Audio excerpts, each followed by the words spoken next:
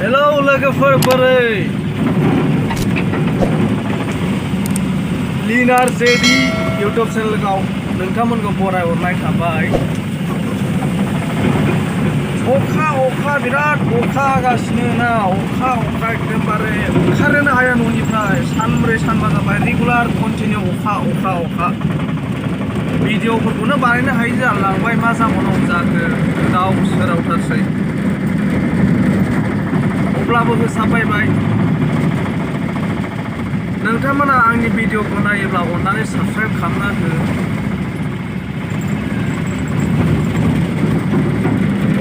बहुद अखाथारलै मा खालामबावनो।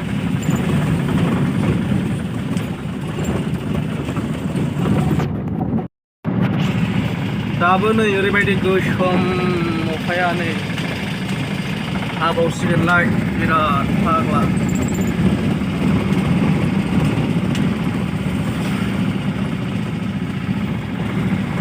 ओरैबायदि अखा गोसोम नै